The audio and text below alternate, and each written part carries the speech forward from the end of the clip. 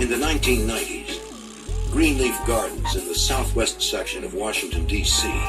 is a neighborhood under siege. Without a witness, police cannot identify a suspect. The epicenter of that violence is Greenleaf Gardens, a housing project on K Street. The drug trade has reduced the neighborhood to chaos, according to Detective Steve Kirshner. Crack cocaine hit the city hard in 85, 86. Police believe the K Street crew has already murdered a dozen people who cooperated with authorities. What they don't know is how the gang is able to identify these potential witnesses. The main target of the surveillance operation is Vincent Hill, the K Street crew.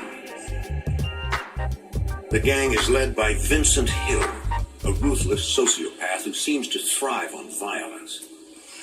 FBI agents set up a stakeout in an apartment overlooking K Street. Like most of the residents of Greenleaf Gardens, he's sick of the drugs and the violence.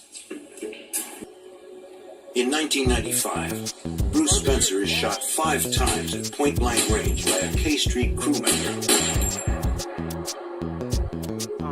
Somehow he survives. He is willing to identify the man who shot him.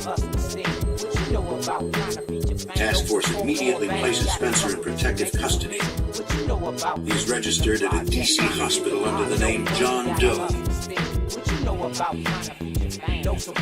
While Spencer recuperates, Agent Lissy and other investigators scour Greenleaf Gardens looking for the men who tried to kill him. On K Street, Agent Lissy and Detective Trugman find themselves face to face with Vincent Hill, the gang's notorious leader. So look, all your witnesses are going to fact, everyone.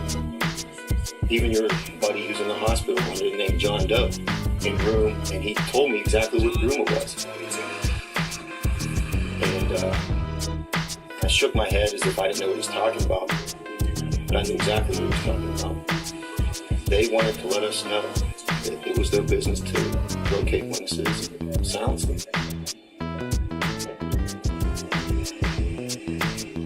Investigators are even more determined to protect their witness. But word of Hill's threat reaches Spencer. Fearing for his life, the witness refuses to help investigators. Everything's working out. Almost not. The task force is frustrated, having lost another battle in their war against the K Street crew. According to Butchie Smith, the K Street crew usually kills people in response to a threat. But Pierce's murder was different. This time, it was all about greed. My nephew, Investigators hope that Smith's inside information is the break they need to finally bring down the gang. At that point, then we knew, okay, now we can start to get the framework of an indictment ready so that we could go start to prepare charges against these guys for crimes other than the drugs. Smith agrees to become an FBI informant in exchange for a reduced sentence. It's a risky decision. I'm dead. I'm done. If anyone finds out he's talking to authorities, Vincent Hill will have him killed. Technicians analyze a single fingerprint found on a screen door at the murder scene. It matches Sweeney's prints, corroborating Butchie's story. What also helped us was we got cellular telephone towers. While awaiting trial in jail, Sweeney receives a copy of his own arrest warrant from his attorney. An unnamed source is listed as an informant against him. 2 months later, just when it looks like the task force is about to put an end to the gang's operation, Robert Butchie Smith is gunned down in broad daylight. The FBI informant has been shot a total of 13 times, mostly in the head. Crack cocaine carries severe penalties. A conviction could get Vincent Hill and his crew off the streets permanently.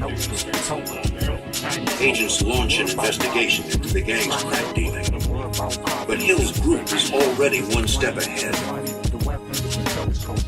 Before the FBI can bust the K Street crew on cocaine charges, the gang suddenly shifts to selling marijuana. They realized when they were selling crack cocaine, you're looking at stiff time. Selling marijuana was a misdemeanor. More than likely, you wouldn't get any time for it. The demand is huge. Buyers pour in from the suburbs. The gang maintains its profits, minimizing the risk of jail time. It just took off like a rocket. If everybody was making money, people were making $3,000, $4,000, $5,000 a day just by selling marijuana. As the officers attempt their first undercover buy, Jim Scheider knows he is heading into dangerous territory. As soon as we turned the corner, my heart started racing. We knew that there was no turning back at that point. Abdallah and Scheider look for a dealer, any dealer, to buy from. Then on a street corner, they spot Vincent Hill, flanked by his lieutenants. The FBI presses their advantage. Over the next 6 months, they continue to buy marijuana directly from Hill, gradually increasing the quantity. Each time, the sale is carefully photographed. Through the undercover buys, investigators discover that Hill controls everything that happens on the block. Buyers, many of them from the suburbs, made the dealers on K Street rich. The area provided few economic opportunities, so the lure of easy money proved a powerful recruiting tool. It was a huge moneymaker for him. There were occasions when he would actually front me drugs, which would mean he'd give them to me for free for payment at a later date. We had that kind of trust. And he even gave me good advice on when buying the weight. He would supply me with the smaller $20 bags. He gave me packages of those at some points, and he would tell me how to juggle it, or break it down and sell it in the quantity to my friends. And he gave me helpful hints on how to do that. For 6 months, the operation ran smoothly. Then, the routine buy was everyone on building. At one point, when I made a buy from him, I got back into the truck, and Jimmy was driving, and I was in the passenger seat, and Jimmy said, "Hey, he's waving at you." And he was motioning like to roll the window down. So I rolled the window down, and he said, "Hey, look, these guys over here, they're saying that your buddy's a police officer." He said, "I know you're okay," but he said, "Those guys over there will kill you." In the fall of 1997, Montgomery pleads guilty to 7 murders. As part of the plea agreement, the court seals details of his sentence and whereabouts.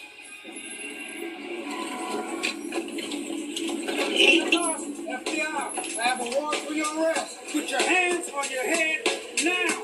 Police arrest Sam Carson and charge him with the murder of Teresa and Tarita Lucas. William Sweeney, already in jail on unrelated charges, is indicted for the triple homicide.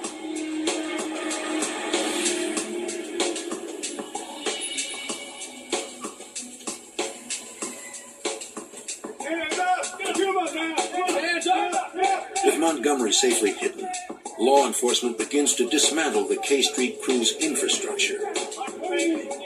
Jerome Martin, Sean Coates, and gang leader Vincent Hill are arrested in the summer of 1998. You tuned in to the Coast to Coast mixtape DJs. Cabellero, alias TJC Money. Now you're not naive enough to think we're living in this So we about to do, about to sell dust, dimes, about to lock the whole city down. The net came through, so I ain't gotta kill him now. Young boy come through, something like grapefruit. Trade pound of 40 cal, send the boy without who. This Wayne Curry nephew, he been dead since 93. He looked me up, dang on like Shawty, we can try and beat. Shit, like you, like Vincent, and his brother Bill, Sam Carson, a Buck Field. I spray that Uzi. like Boozy, or dip in the pit like a skinny nigga Sean Birdie. I'm a nightmare, my dreams in a 30-30. So you know I'm about to take a nigga out early. I think a big South Hollywood Carson. Just look how the rims on my fucking car spin. Man, you ain't fucking with this young boy. I got sons and my sons got young boys. While I'm at it, rest in peace to my dead pigs. Old dog, Lil Kirk, Lil George, and Lil Greg. In the feds, he said them rap heads with sign Spook. I love you Southwest, I love you right behind Spook. If you don't love nothing else, nigga, love Southwest. If you don't love nothing else, nigga, love Southwest. If you don't love nothing else, nigga, love Southwest. If you don't love nothing else, nigga, love Southwest. Yes, love Southwest. Yeah, this love Southwest. If you don't love nothing else, yeah, niggas just love Southwest. Yes. Niggas is KDAD.